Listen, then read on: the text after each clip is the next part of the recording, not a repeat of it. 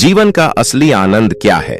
नमस्कार दोस्तों, स्वागत है आज आपका फिर से जीवन बदल देने वाली एक और ज्ञान से भरी गौतम बुद्ध की कहानी में। आज की ये कहानी जीवन की तमाम छोटी बड़ी तमाम तरह की समस्याओं से परेशान इंसान को समाधान देगी। एक किसान अपने गांव की परेशानियों से बहुत दुखी था। किसी ने उसे अपने दुखों के निवारण के लिए बुद्ध की शरण में जाने को कहा। जो कुछ दिनों के लिए यहाँ से कुछ दूर एक गांव में आया है, वह निश्चय ही तुम्हारे सब दुखों का निवारण करेगा। यह सुनकर किसान बड़ी इच्छा से बुद्ध की शरण में गया। यह सोचकर कि बुद्ध उसे उसकी समस्याओं, मानसिक पीड़ा, तनाव और दुखों से मुक्ति दिलाएंगे, वह बुद्ध के पास पहुंचा। उसने बुद्ध से कहा कि हे बुद्ध, मैं एक किसान हूं, मुझे खेती करना पसंद है, लेकिन बारिश कभी भी पर्याप्त नहीं होती और मेरी फसलें बर्बाद हो जाती हैं। पिछले साल मेरे पास खाने के लिए कुछ नहीं था और इस साल भी अत्यधिक बारिश के कारण फसल को बहुत नुकसान हुआ। मेरे पास खाने के लिए पर्याप्त भोजन नहीं है। किसान ने कहा, मैं शादीशुदा हूं, मेरी पत्नी मेरा ख्याल रखती है, मैं उससे प्यार करता हूं, लेकिन कभी कभी वह मुझे बहुत परेशान करती है और घर में बहुत क्लेश हो जाता है, जिससे मुझे लगता है कि अच्छा होता अगर वह मेरी जिंदगी में नहीं आती। मेरे भी 2 बच्चे हैं। कभी कभी मेरे बच्चे भी मेरा अनादर और अवज्ञा करते हैं, मेरे निर्देशों का पालन नहीं करते। किसान लगातार बुद्ध को अपने दुखमय जीवन के बारे में ऐसी तमाम बातें बता रहा है। बुद्ध उस दुखी किसान की समस्या को ध्यान से सुनते रहे। अपनी जिंदगी की सारी परेशानियां बताने के बाद जब उन्हें राहत महसूस हुई तो वह चुप हो गए। अब उसके पास बताने के लिए कोई और समस्या नहीं बची थी। अब वह चुपचाप बैठकर बुद्ध की ओर देख रहा था और अपनी समस्या का समाधान पाने के लिए बुद्ध के उत्तर की प्रतीक्षा कर रहा था, लेकिन बुद्ध चुप थे। किसान ने फिर कहा, हे बुद्ध, मैं आपकी शरण में आया हूं, कृपया मेरे जीवन की इन समस्याओं का समाधान करें। बुद्ध ने कहा, मैं तुम्हारी कोई मदद नहीं कर सकता। किसान आश्चर्यचकित होकर बोला, अरे, यह आप क्या कह रहे हैं?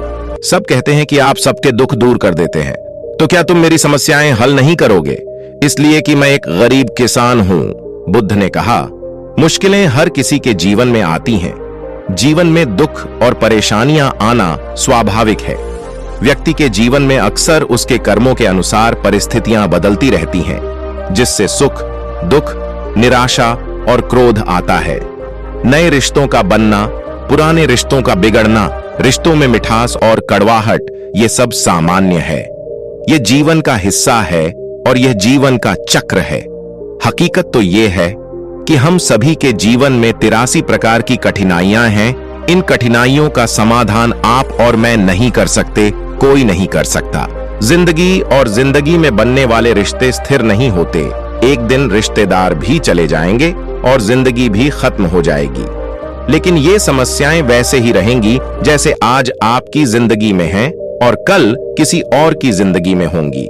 इस पर किसान अपना नियंत्रण खो देता है और क्रोधित हो जाता है और ऊंची आवाज में बुद्ध से कहता है कि हर कोई कहता है कि तुम्हें एक महात्मा, एक सिद्ध पुरुष, एक प्रबुद्ध व्यक्ति होना चाहिए। मैं इस विश्वास के साथ यहाँ आया हूं कि आप मेरी मदद करेंगे। यदि आप मेरी समस्याएं हल नहीं कर सकते तो मेरा यहां आना व्यर्थ था। हर कोई झूठ बोलता है कि वे समस्याओं का समाधान करते हैं। आपने मेरी एक भी समस्या का समाधान नहीं किया। तुमसे अच्छे तो वह महात्मा हैं जो 2 वर्ष पहले मेरे घर आए थे।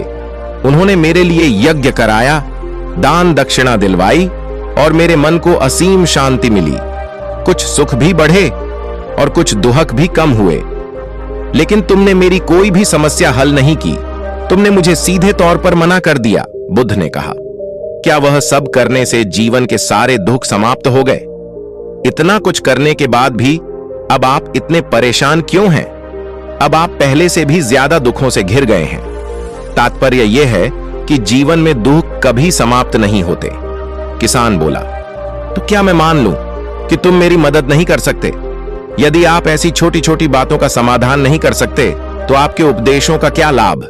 बुद्ध ने कहा, मैं तुम्हारी 83 समस्या का समाधान तो नहीं कर सकता, लेकिन हां, मैं तुम्हारी 84वीं समस्या का समाधान अवश्य कर सकता हूं।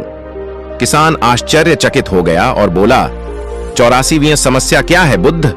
बुद्ध ने कहा, यानी कि तुम अपने जीवन में कोई समस्या नहीं चाहते। आपकी सारी समस्याएं इसी समस्या के कारण उत्पन्न हुई हैं। यदि आप इस तथ्य को स्वीकार कर लें कि जीवन में समस्याएं मौजूद हैं और समस्याएं जीवन का हिस्सा हैं, तो आप जीवन की समस्याओं से विचलित नहीं हो पाएंगे। आप जीवन में आने वाली समस्याओं से विचलित हो जाते हैं क्योंकि आपको लगता है कि आप दुनिया के सबसे दुखी व्यक्ति हैं, जबकि सच्चाई यह है कि हर किसी को अपना दुख सबसे ज्यादा महसूस होता है। लेकिन जिस दिन आप यह समझने लगेंगे कि मेरा कष्ट अन्य लोगों की तुलना में बहुत कम है, उस दिन से कोई भी दुख आप पर प्रभाव नहीं डाल पाएगा। जब तक आप नहीं चाहेंगे कि आपके जीवन में कोई परेशानी न आए और आप हर दुख दर्द से बचे रहें, तो यह संभव नहीं है। ऐसे में छोटा सा दर्द भी आपको बेचैन कर देगा और आपकी मानसिक शांति भंग कर देगा। अगर आपके जीवन से परेशानियां पूरी तरह से दूर हो जाएं, अगर आपको हर दिन हर पल बिना दुख और कठिनाइयों के जीवन जीने को मिलेगा, तो आप ज्यादा दिन तक ऐसा नहीं जी पाएंगे। एक समय आएगा जब आप हर दिन एक ही तरह की जिंदगी जीने से पूरी तरह से तंग आ जाएंगे और ऊब जाएंगे, क्योंकि जीवन में किसी भी चीज की अधिकता जीवन के लिए भयानक समस्याएं पैदा करती है। आरामदायक जीवन जीने से आप मन और शरीर दोनों से विकलांग हो जाएंगे।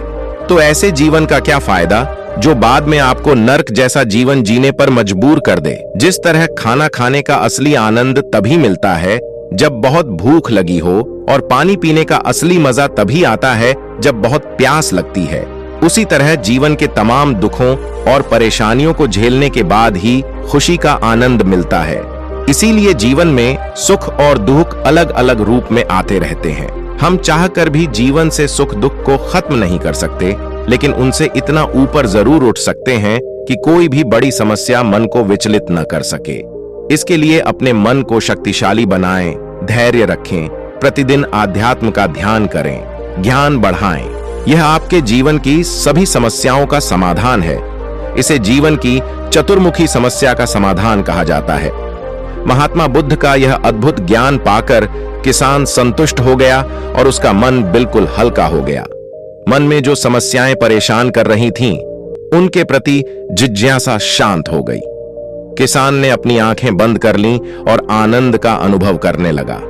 किसान को समझ आ गया कि वह अब तक क्या गलती कर रहा था और वह बुद्ध के चरणों में गिर गया। दोस्तों, मुझे उम्मीद है कि महात्मा बुद्ध की इस कहानी बुद्ध प्रेरणादायक के माध्यम से आपके जीवन की कई समस्याएं समाप्त हो गई होंगी या कुछ समस्याओं का समाधान मिल गया होगा। यदि आपको वीडियो पसंद आया हो तो वीडियो को लाइक और चैनल को सब्सक्राइब अवश्य कर दें ताकि आने वाले वीडियो आप तक पहुंच सकें। और कमेंट में नमो बुद्धाय लिखना न भूलें ताकि YouTube हमारी वीडियो जरूरतमंद लोगों को सजेस्ट कर सके। नमो बुद्धाय।